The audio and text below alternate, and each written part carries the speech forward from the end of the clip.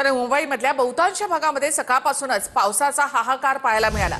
मंत्रालय परिसरामध्ये पाणीच पाणी साचलं। ब्रेबॉर्न स्टेडियम, दादर परिसर या सगळ्या ठिकाणी मुसळधार पाऊस झालेला आहे, त्यामुळे सखल भागात पाणी साचलं। रेल्वे वाहतूक विस्कळीत झालेली आहे, रस्ते वाहतूक सुद्धा संथ गतीने सुरू आहे। अनेक सखल भागामध्ये पाणी साचलेलं आहे, तर गाड्या देखील पाण्याखाली गेल्या आहेत। मुसळधार पावसामुळे मंत्रालय परिसरात गुडघ्या इतकं पाणी साचलं। मंत्रालयातल्या कर्मचाऱ्यांना त्याच पाण्यातून वाट काढत कार्यालयात जावं लागलं। दुचाकी गाड्या पाण्यात अर्ध्यापर्यंत बुडाल्या, काही चारचाकी गाड्याही पाण्यात गेल्या। ओव्हल मैदानावर पाण्याचं तळ साचलं होतं। मैदानासमोरचा रस्ताही पूर्णपणे पाण्यात गेला होता। मुसळधार पावसामुळे ब्रेबॉर्न स्टेडियमवर पाणी साठलं होतं।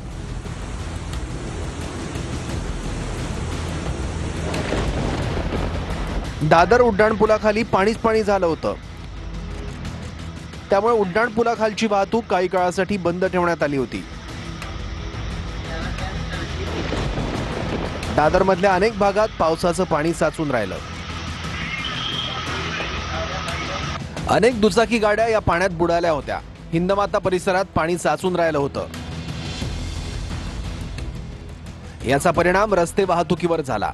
या भागातली वाहतूक अतिशय संथ गतीनं सुरू होती।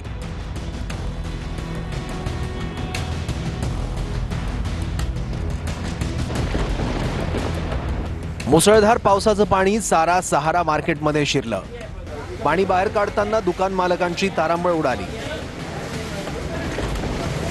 माटुंगा परिसरातही जोरदार पाऊस झाला। रस्त्यावर पावसाचं पाणी साठल्यानं वाहन चालकांना मोठी कसरत करावी लागली।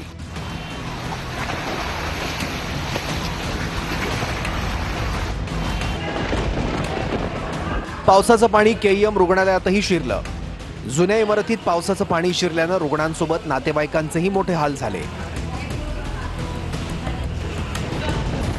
सांताक्रूजमध्येही पावसानं कहर केला। अनेक घरांमध्ये पावसाचं पाणी शिरलं। घरातल्या साहित्याचं यात मोठं नुकसान झालं। मस्जिद बंदर स्थानकात पावसाचं पाणी साचलं। यामुळे मध्य रेल्वेवरची वाहतूक जवळपास 2 तास विस्कळीत झाली होती। मुसळधार पावसाचा परिणाम रस्ते वाहतुकीवरही झाला।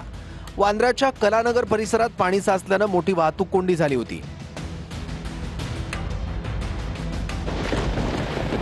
सायनमधल्या गांधी मार्केट परिसरात पावसाचं पाणी साचून राहिलं होतं। पाण्यातून वाट काढताना चारचाकी गाड्या अर्ध्यापर्यंत बुडाल्या होत्या। मलबार हिल्सच्या केम्स कॉर्नर परिसरात पावसाचं पाणी साचलं होतं। याचा मोठा परिणाम वाहतुकीवर झाला। या भागातली वाहतूक अतिशय संथ गतीनं सुरू होती। मुसळधार पावसामुळे नरिमन पॉइंट परिसरात पाणी साचलं होतं, त्यामुळे रस्ते वाहतूक अतिशय संथ गतीनं सुरू होती।